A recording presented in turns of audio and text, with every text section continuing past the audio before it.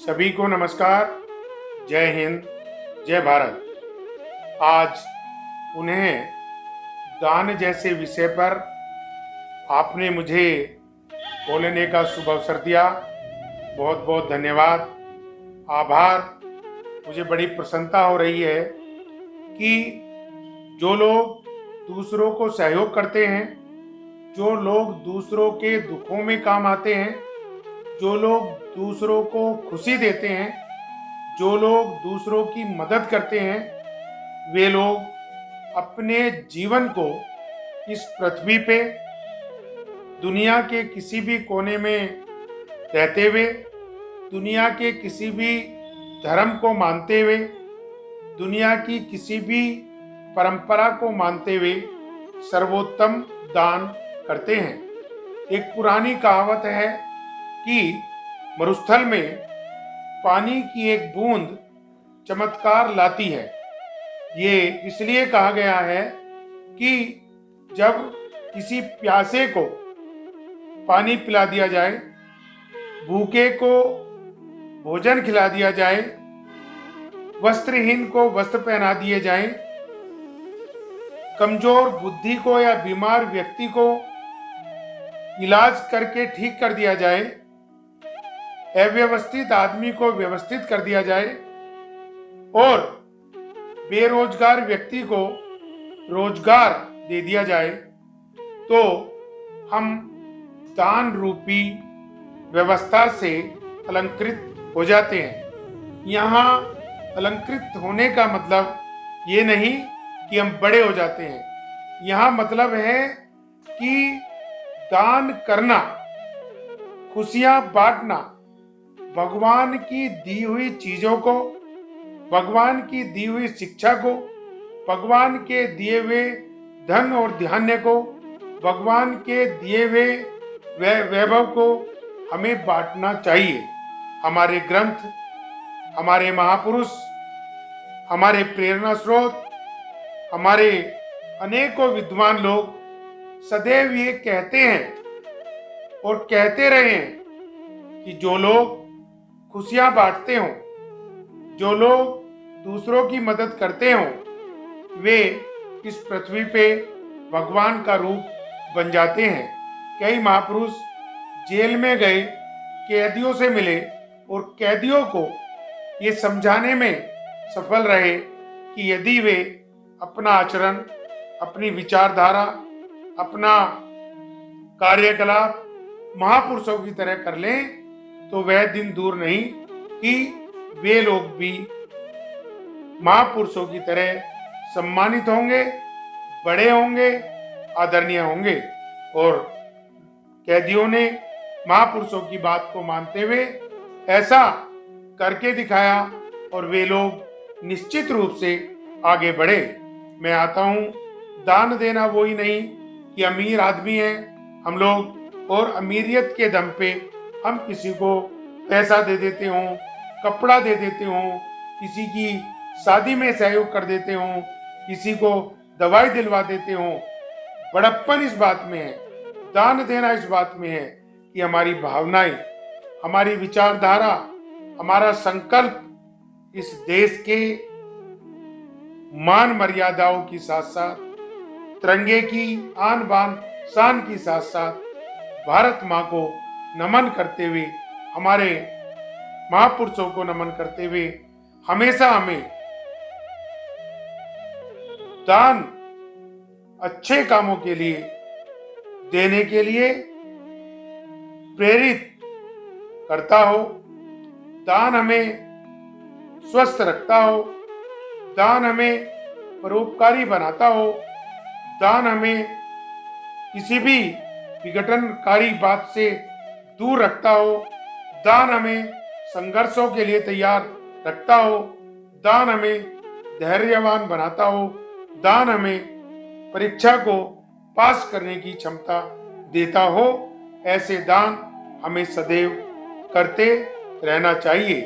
दान के पीछे एक सोच होती है कि भगवान ने जो हमें दिया है, हमारे बड़े बुजुर्गों ने जो हमें दिया है, हमारे शुद्ध कर्मों के द्वारा जो हमारी कमाई हुई है, वह कहीं गौशालाओं के रूप में, कहीं अस्पतालों के रूप में, कहीं शिक्षा संस्थानों के रूप में, कहीं वृद्ध आश्रमों के रूप में, कहीं महिला सेवाओं के रूप में, कहीं अनाथालयों के रूप में वह दान लगता रहे।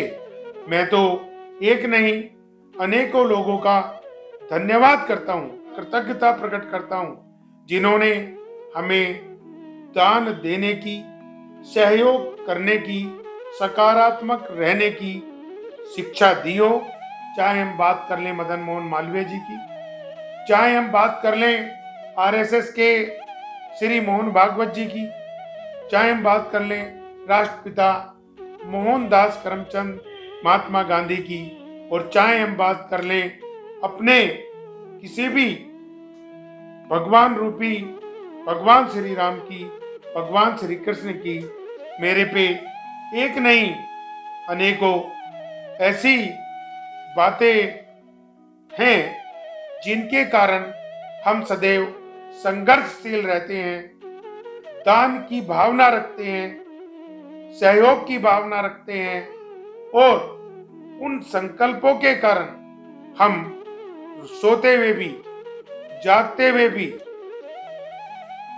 गर्मी सर्दी बरसात में सदैव आगे बढ़ने का संकल्प लेते हुए दूसरों की मदद को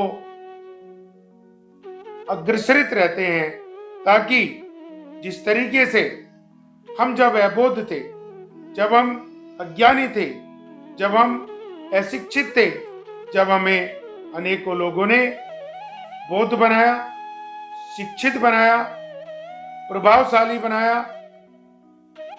अपनी बात कहनी सिखाई, संघर्ष करना सिखाया, दानवीर बनाना सिखाया, और हर भाव को एक सकारात्मक रूप देके हर कदम आगे बढ़ने के लिए प्रेरित करा। मैं बात करना चाहूंगा महिलाओं की, मैं बात करना चाहूंगा बच्चों की, मैं बात करना चाहूंगा बुजुर्गों की, मैं बात करना चाहूंगा संतों की, मैं बात करना चाहूंगा देश के उन शहीदों की, जिन्होंने सदैव कुछ ना कुछ त्याग के, कुछ ना कुछ देकर हमें दान देना सिखाया।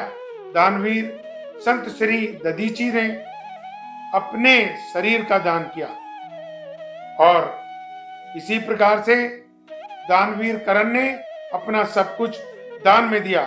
राजा हरिश्चंद्र ने अपना राजपाट के अतिरिक्त कितनी चीजें दान में दी, और उन्होंने अपने संकल्प को निभाया।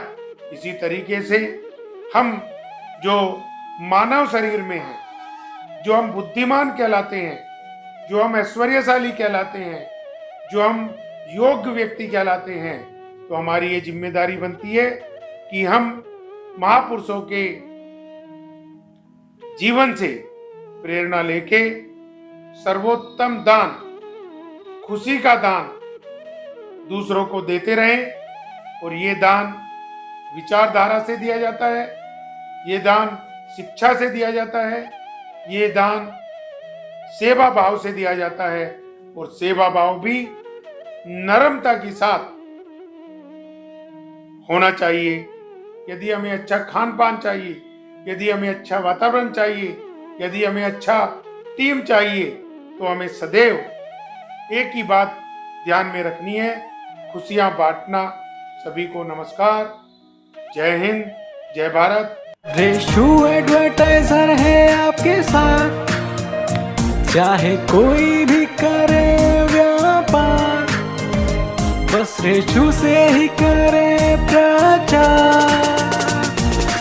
रेशु एडवर्टाइजर, रेशु एडवर्टाइजर,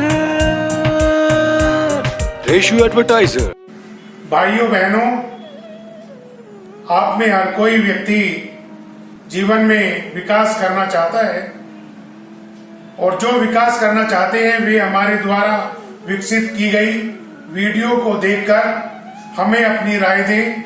वे हमारे कमेंट बॉक्स में अवश्य अपनी राय लिखें जो हमारे लिए अति महत्वपूर्ण होंगे। हमारे YouTube चैनल को अवश्य सब्सक्राइब करें, साथ ही बेल आइकॉन पर क्लिक करें ताकि हमारे आने वाली हर वीडियो का नोटिफिकेशन की सूचना आप पर सबसे पहले पहुंचे। हमारी वीडियो को लाइक करें, शेयर करें और अपना सहयोग सदैव देते रहें ताकि आपका सहयोग इस देश को विश्व महाशक्ति बनाने में महत्वपूर्ण बन सके। आप सबको प्रणाम। जय हिंद, जय भारत।